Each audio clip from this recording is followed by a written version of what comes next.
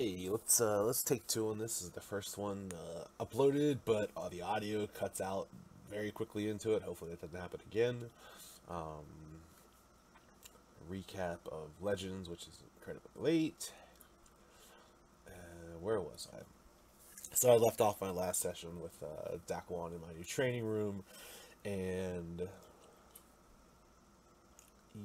yeah. So where we're headed is Lagos 11, which is I live on Lagos 4, and it's exclusively like a training world where they do like military operations on it. And it's got like some ruined civilizations. So like I don't know if it was always a training world or if someone had lived there at some point or another. Uh, I found out like two people. Oyoko is our older cousin and Makoto's daughter, and Mitsukaru, she's the woman who like kind of oversees Lagos for. Anyway, I say like we can take my ship, which is named the Nebulous Hammer. It can, and yeah, basically just gonna use it to take the people there. I thought it was just gonna be Dakuan, Otsuhime, and I, but um, there's five of us, so that would be Saya and Rohan, and Mitsukaru's there. And then there's this new dude, Gon. He's like a higher up military, but no one, I don't know what the heck he does. And Ravenel, she runs the training facility where I picked up Saya, but she also kind of like took over the territory of that Alamek dude. Um, yeah, so that's like the little crew of people that we're bringing up, and who do I talk to? I start talking to Otsuhime. She's actually like she's one of those people that are very laid back outside of serious situations, and kind of like she has like that kind of lighthearted personality to her, which is cool. Emrys is all about that. Like, and that actually comes up later in the thing about like the person you have to be whenever a fight is occurring versus the person you are whenever that's not happening. But yeah, so I talked to Ravenel a little bit before we go to take off, or as we're no before we take off, and I explained to her, I was like, you should go talk to Saya and everything like that, like because Saya was super awkward around her, and yeah, um, because I guess that was the thing. Like Otsuhime invited Rohan and Saya. I wasn't gonna bring them along, but she invited them, and Dakawan said it was okay. So I was like, I heard whatever, fine. Um, and just kind of like to show off Saya's progress because like she kind of when I found her, she was working in the stables essentially, as they had written her off as anyone who's kind of is ever going to be anything. Like she's going to be like one of those Saiyans who are practically human for all intents and purposes. Like that doesn't have any kind of potential to it. But like she is, I think she's like a C grade now in like senses and stuff, and like a D grade in physical, which is like there's D C B A S, and then there's Super Saiyan. So it's like she's actually someone who can do some like Saiyan type stuff now. Like I think I talked about some of her feats of strength that she can accomplish. Like she can lift like a not a battle cruiser, like a battleship. Not like the biggest of the big, but like she could probably lift something like that big now. So like her strength kind of took off after that first like awakening thing, and so yeah, like I tell her to go talk, and yeah, like I said, people like Saya's definitely come up a bit. Like it's one of those ones where like proper training plus like a little time and effort on my part has turned her into someone who's not a nobody now. She's like still miles and miles, like not even miles, like maybe not light years, but just like the gap between her and I is still very, very large. But at least she's shown some sort of promise, and she seems like she's a sensory type. She's got like, and I think like Makoto. It's either Makoto or my dad. No, I think it might be my dad. My dad. I'm not gonna look it up right now just because I'm recapping and this isn't relevant. But one of them is like an incredible sensory type Saiyan. So it's like a thing that exists within our people. So we're going up to this planet to view these training exercises. And I come to find out it's basically Dakalon's forces versus the forces of Lygos 4, and it's basically like running large scale operations with lots of moving parts, and like there's an attack and there's a defense portion of it. But the other reason we're going up there is Dakalon is here to oversee the, or not oversee, but like kind of intervene a bit or lend a hand when it comes to finding out what is happening to these military people that are being killed on the planet. I think there's been 7 that they know about so far over the past 6 months, and it's like I don't know anything about it. Like I don't know if there's any patterns or anything, but it's something that's been happening, and it's something that's been brought to his attention. Now, the way he worded it to me is like he wants me to come along because he needs a set of eyes he can trust. Because, you know, it could be anybody, and could be someone inside the military doing this, versus just like some outsider.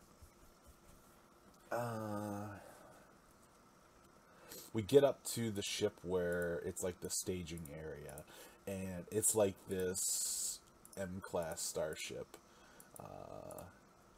I think like the DM said it's like, I don't think it's, no, he compared it to the Death Star in the sense that it wasn't completely finished, but it's not like all like the second Death Star, but it's not like, it's not as bare bones and missing pieces of it. It's just not like all the core elements are there.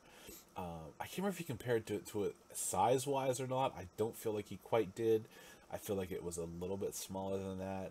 But I also come to find out, very interestingly, that inside of Legends, spaceships are kind of everything. In travel speed and also surprisingly destructive potential. My ship, which, like I said, it can hold 5 to 10 comfortably for like a long trip, like a multiple month trip through the stars. You know, speed wise, it can travel across a galaxy. It probably can even exit it. It probably even go across, you know, outside, maybe even outside the galaxy. I'm not sure. I'd have to double check on that. The DM would probably fill me in. But most surprisingly is the weapon systems. Now, if you remember, we talked last recap, if you would tune into that, about the ability to destroy planets, specifically the difficulty associated with destroying a gas giant, even for someone who is second to Zuru. Apparently, even my ship, which its weapons were recently upgraded to being very state of the art. So like right now, like the way that the DM described it is, I'm not like a flagship in any sense of, you know, it's like I'm not like a Dakalon ship where I probably have like all those melted cannons. It's just like you're just that force to be reckoned with in a space. But like for a, I'm trying to remember. Was it in Star Trek? The Defiance, I think, was like that. If you've watched, what's his name? The Expanse, the Rosinante, like, it's one of those ones where it's a smaller ship. I guess the Rosinante is probably like the best one, but you guys probably haven't seen The Expanse. It's like a state of the for that it's a little different because the Rosinante is a state of the art Martian gunship in that show, whereas this is an energy-based ship. But while it's not a flagship or a cruiser, for a smaller ship, it's like it's top tier, mainly because of the job that I did and working for Lane of Lore like that, because she is like one of the most significant people well, put it this way, like she's like probably one of the top people in the Arcanian Saiyan Empire, and then her reaches expand outward into the intergalactic sense of just from seeing the people. Sorry, excuse me. The people who show up in my shop after this, like not being Saiyans and everything like that, like her reaches far outside the Saiyan Empire as a weapons maker, or as like she does a lot of stuff, but like weapons, and she does like on the very large scale. Anyway, she's the one who set up my ship as far as like a little bonus for the job that I did for her, and anyway, back yeah, I got super sidetracked about ships being everything. If you remember, I talked about like the two, like the cosmic being Bane and Uncle Makoto fighting on this gas giant, and it seemed like the blast that they were doing could not destroy this planet because of the size of it. The DM, to my like amazement, was like, "Yeah, your ship could destroy a gas giant," and I'm like, "Wait, excuse me, DM? Like, there's two super, there's like SS4 and a cosmic being out there fighting." And you're like, "Yeah, they didn't destroy it." And they might not have been able to with just like their blaster like that, but like your ship can, like my little ship that I used to haul mining materials back to the forge with, it could destroy it. And I was like, oh wow, like that's something that I just never expected. Like it was an eye opener as far as like the potency of ships that apparently exist in Legend.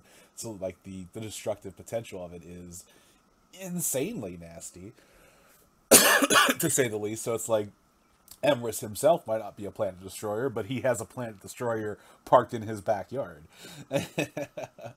uh, Got on a long tangent with that, but that's just something to me that I don't know. Like, I guess it's like a preconceived notion of stuff where, you know, I pictured his ship being more of a, not even like a Firefly kind of thing, where it's like they had, I don't know if they had like some very limited weapons, but yeah, like that's kind of how I pictured it more. And I guess like a combination of my status inside the where I am as a system. Like I'm not, like I said, not royalty, but like at least like twice removed from the higher ups.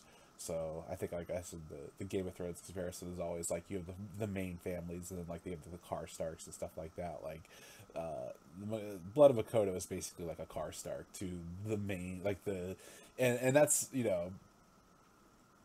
that might not seem like much in the sense of like, oh yeah, they were just out there doing whatever. But it's like, if you think about like the overall social hierarchy, they're far above like any manor lords or like the masses or anything like that. So yeah, long story short, that I just meandered through.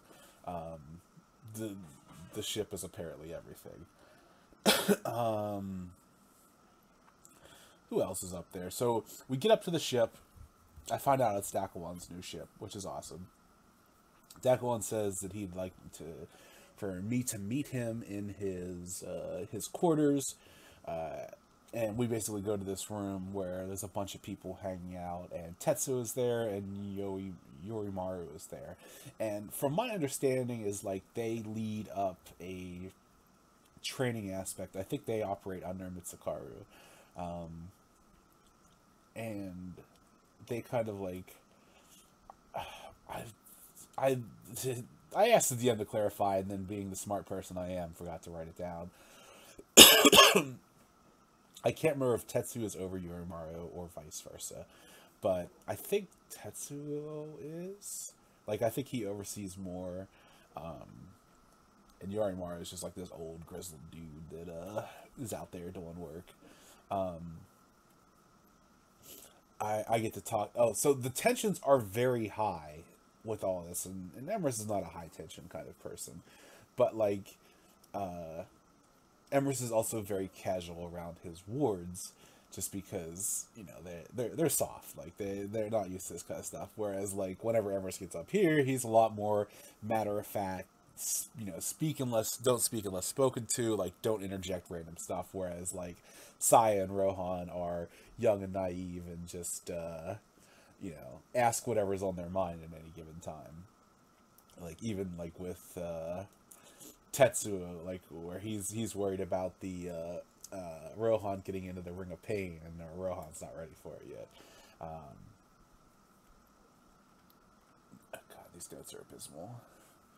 Uh, yeah, the getting into the Ring of Pain and everything, and Rohan is definitely not ready. But I was like, we got 6 months to go, or a little less than 6 months now. I think we spent like a month and a half before the 6 month break on adventures and the like. But there's like basically a bunch of higher up, the who's who of Lygos for as far as military goes, and they're overseeing these operations. Otsahime is kind of like talking with Rohan, and she's like paying him some compliments about like him being sharp and everything. And like Rohan is a very smart person, but he definitely doesn't have that warrior thing going yet, which I'm hoping to awaken that warrior spirit within him. And like the DM said, or I'd said the DM was like, I'd like him to reach. I think I like mistakenly said something like that. Yeah, like I want him to at least hit Super Saiyan. What I really meant by that is like I want him to reach like potential as a warrior. Like I want him to reach his potential, whether he's just like an underclass or he can actually hit Super Saiyan eventually. That doesn't matter to me, but I do want him to hit that way he can kind of like take care of himself within his own sphere of things. Anyway, Otsahime is talking to me. I'm trying to remember what happens here as far as the chain of events go. So I know Tetsu and them, they, like I said, tensions are high. They leave. Like people are just kind of like, you could tell like they're like talking in that hushed, raised tone where it's like they just seem all angry and everything. But like they're not like yelling at people like you gotta do this and that and the other thing. I'm trying to remember the chain of events here. Oh, hold on, I'm on the thing here. Hold on, I'm gonna pause. Alright, take two. Man, I was losing my train of thought before, and now you just know it's just shot to hell. So I talked with Otsahime, who was talking with Rohan, and I'd said about like me wanting to get his potential up there. I felt like there was someone else like before Saya came up. Ravenel. I can't remember if I talked with Ravenel up there. I did talk with Ravenel before the ship launched, which I had kind of talked about already, and then caught up with her a little bit. It's like kind of like rubbing shoulders with a lot of people is what we're gonna say. Again, this session went on until 5 a.m., so I apologize. My notes got abysmal as I was just kind of listening at a certain point. And I was like, yeah, we'll remember it. And then I got sidetracked this week and didn't end up recapping until Friday night, and then that recap failed, so we're doing part 2 of it, and it was already super late. So let's just say that I leave that group to go talk to. Oh no, so yeah, I don't leave to talk to Attack One yet.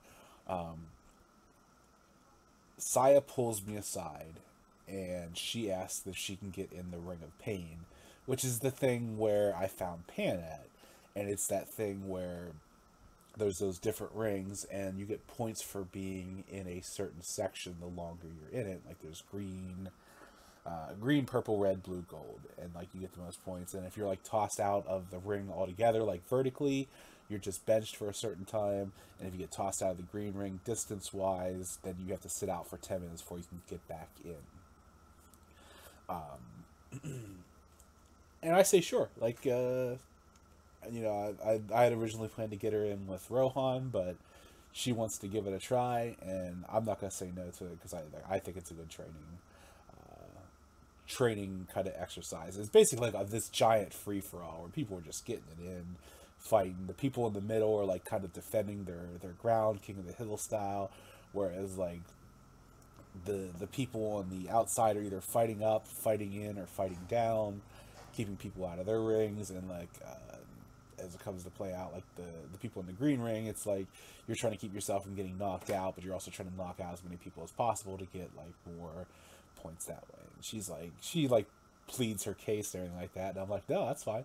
And she's like, wait, you really? You said yes? I was like, yeah, no, I'll go. I'll see what I can do. I was like, I can't make you any promises, but because it's like for me, it's an ask, but I don't know what level of ask it is. Like I don't know if it's an inconvenience. I don't know if it's something that would step on anyone's toes. But yeah, so I was like, all right, let's go, and we catch up with Tetsu and Yorimaru, and I was like, hey guys.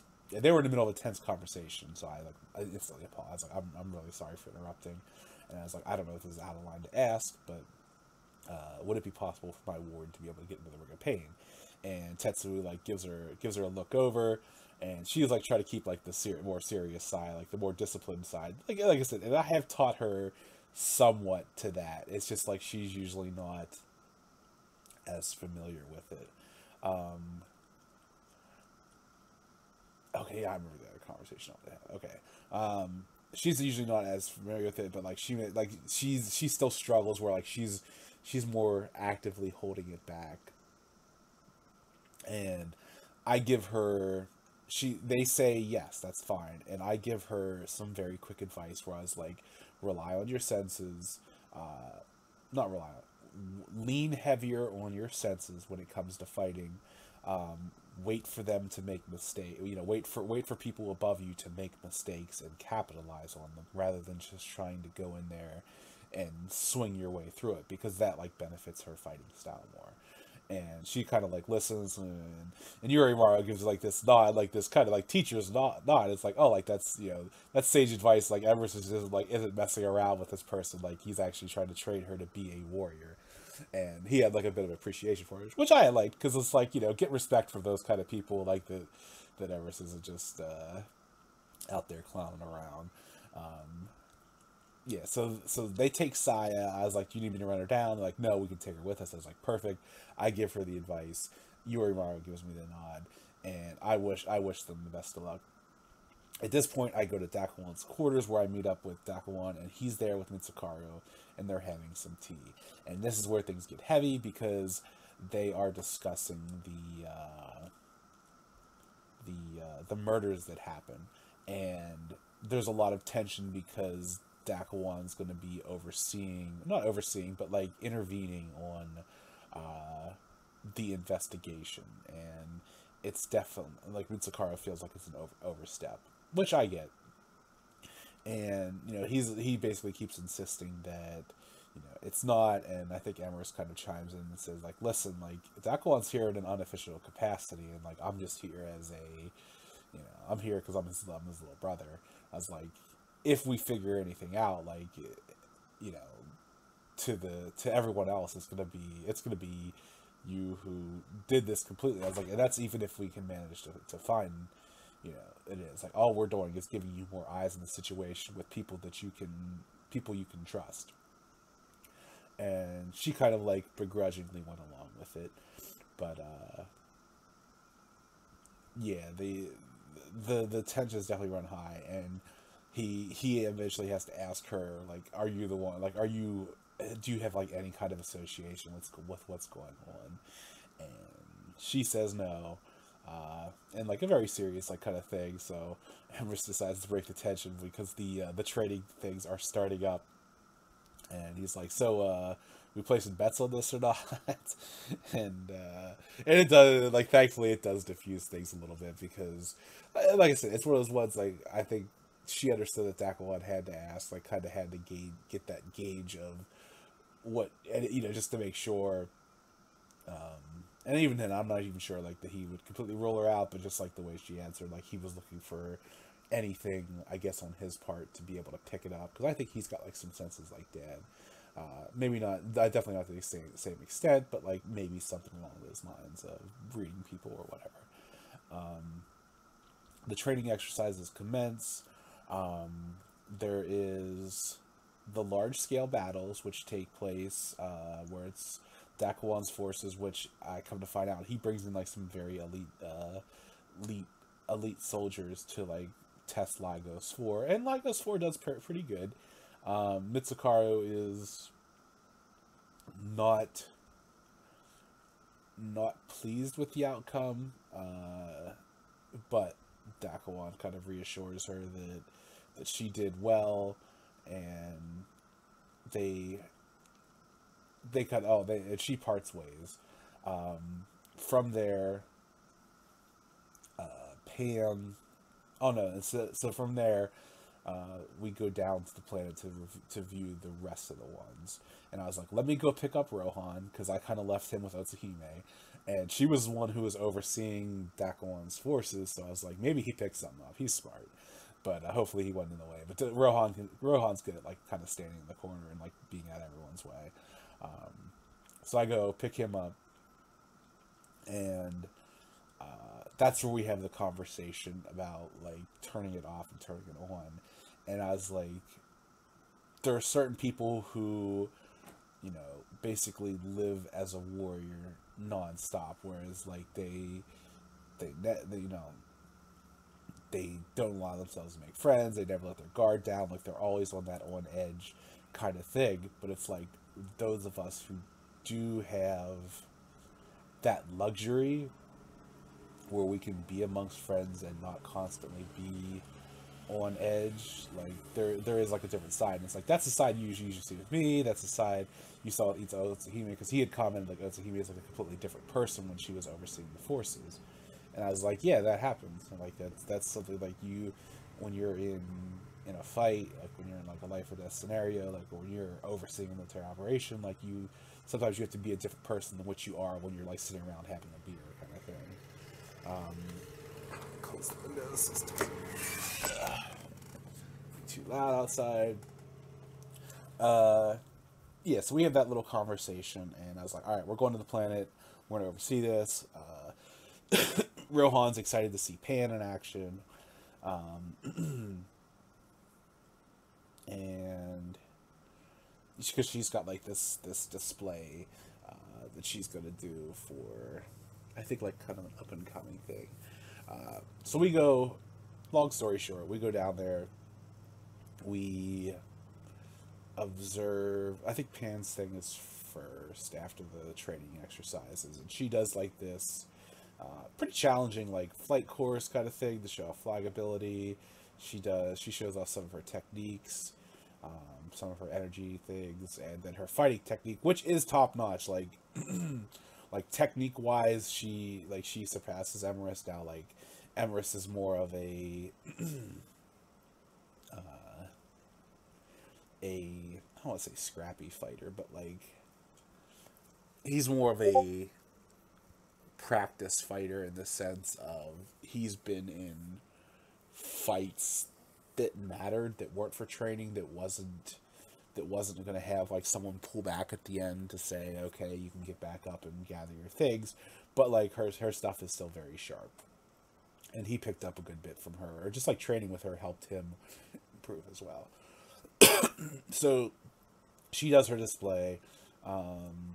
It goes over really well, and then there's the Ring of Pain. And man, we're late into this session. So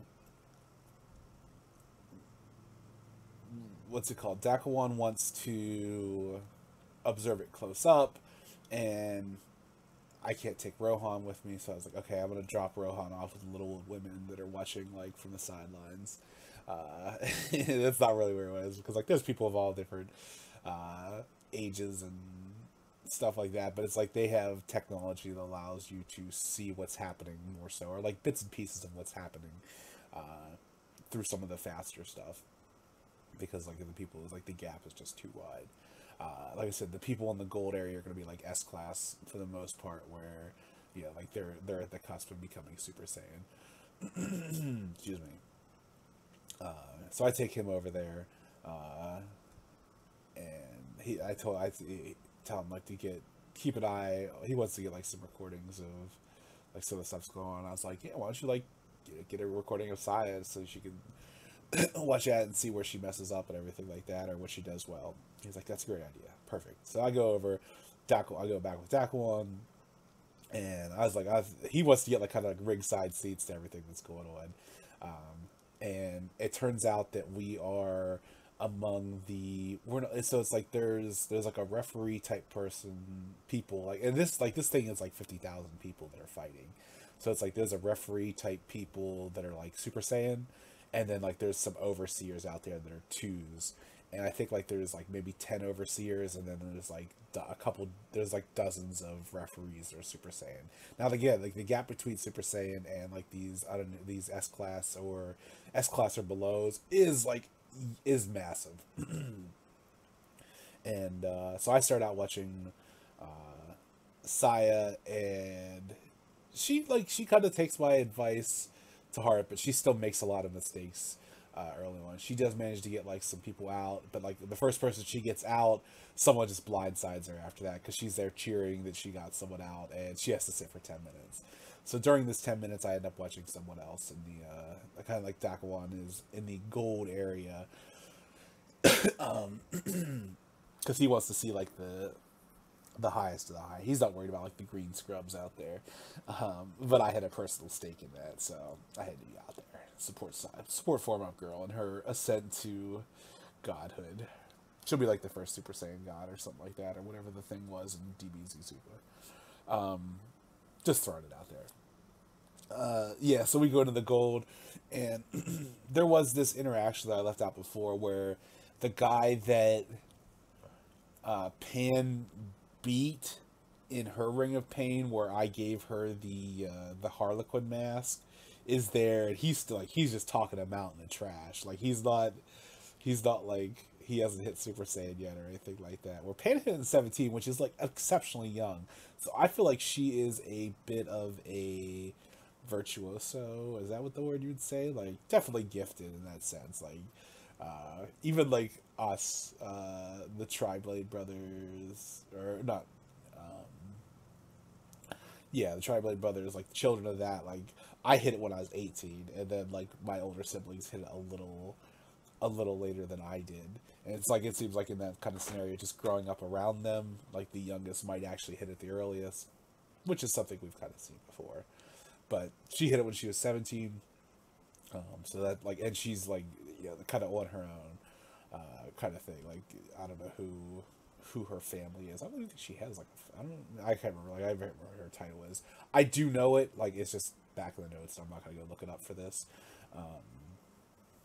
Anyway, the person that she was fighting, kind of overseeing, or the person she was fighting then, like, has had some words with her, and I was like, this dude like might be tough for that level, but like Pan's a Super Saiyan now, and she's trained under me for the past 6 months, so like Pan's a bit more vicious now than she was when she was in the Ring of Pain, like both power level wise and like kind of getting that, because I had said to the DM, I was like, something with Pan is like, I know her technique is amazing, but like the reason why Emrys, even if them being at the same power, usually comes out ahead a lot of times, is because Pan is a trained warrior, but she's not a practical application warrior quite yet. So it's like, it's different when you're fighting an opponent who isn't using like the same kind of kata that you are, that you're trying to like out technique them with.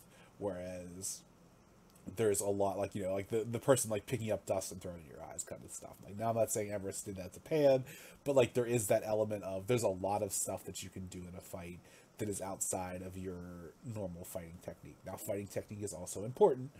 Don't get me wrong on that. It's very important, and it can win fights, but like there also is that always X factor out there that I don't think she had going into it quite as much, but I think has picked up a little bit more now.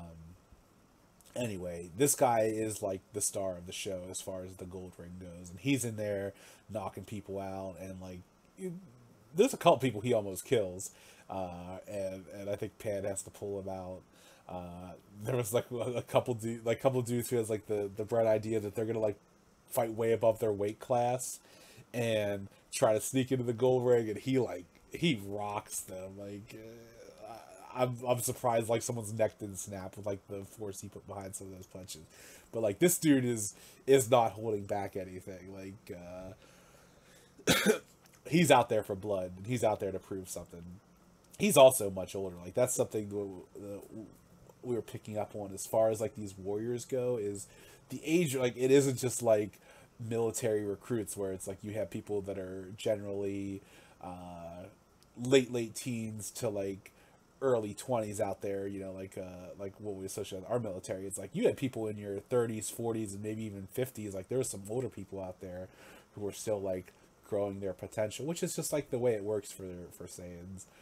Because like I said, you know, when you're 40, 50, like you can still be in fighting shape for sure, and you can still be growing yourself. So like yeah, there was all kinds of people out there at all different kinds of levels. Anyway, this guy gets it in pretty good, and yeah, I'm gonna like kind of skip some of the feats he does, but like he definitely gets it in. I go back and I watch Saya then when she gets back in after her 10 minutes are up, and and then the DM just kind of fast forwards the rest of the Ring of Pain, where she gets knocked out like one or two more times, but she like knocks out 19 people in the process, which these are like military. These are like Saiyan military people. Like these aren't just like random scrubs off the street or anything like that. These are like people that are training with the Lygos for to be part of that military, and then like a lot of them I think are already in it. They're just like looking to get stronger. I think they're quoting that, and yeah, she does probably, I think she like knocks out like 19 people. So she's definitely like she has the positive KD at least, but yeah, she does pretty well. I talked to Dakwad a bit, and he says like he's actually considering like using something like this for some of his forces because he likes the chaotic nature of it, and I was like, yeah, like the thing is, you know, just watching the maneuvers, it's like they're very kind of fluid, and he's like, this is kind of a more representation where two large scale forces clash against one another. And like if you think back to like those medieval battlefields, it's like you just see like stuff, like just crazy stuff going on everywhere, and it's like everyone's fighting everyone kind of thing. And yeah, like there's definitely an element to it that seems like it's beneficial. Now, not like universally so, where like this is the only training, but it's just like I guess this is like a Lygos 4 thing where I think maybe it's Tetsuo's brainchild or something like that. Um, I left out an earlier conversation with Otsuhime where I was talking to her. Or no, I didn't. I don't think I talked to her then. I think I just took Rohan off and thanked her for keeping an eye on him, even though she didn't. She was she was doing the things. Look at this, just blank after that because we're in like the 4 to 5 a.m. territory. So this is just all off memory. Dakwon and I kind of like wrap up the training thing, or like that thing. I had asked Mitsukaru to like if I can get a copy of the notes, so I can kind of like overlook them, just like provide like an outsider perspective of, because like Empress is sharp, like as far as like an intelligent type character, like he's definitely intelligent. Like you know his warrior skills are decent. Some might say good, but they're not great or amazing. But like his intelligence and stuff like that, like he is up there. So I think that's part of the reason why like maybe Dakwon asked me in. Like Dakwon's not like dumb by any means. Like he's a sharp dude too. But like yeah, so I was like, yeah, like let me take a look at him too. That way I can kind of get some, at least get caught up to speed with what you guys know about stuff. And she obliges. And I think that's about where we left off. I'm trying to remember. I feel like we went on a little bit further than the last time, but I had to actually ask for a pause, and the DM was like, "Yeah, I was gonna pause it." I was like, "DM, I'm tired." but like with this session, it was more Emrys observing than acting, because it was just like the way the story worked itself out. So it was a lot more of Emrys taking in things rather than taking part in things, which is fine. Like I said, it's just. But the recap is definitely a bit different in that regard. All right, we'll upload this here, and hopefully the audio doesn't cut out.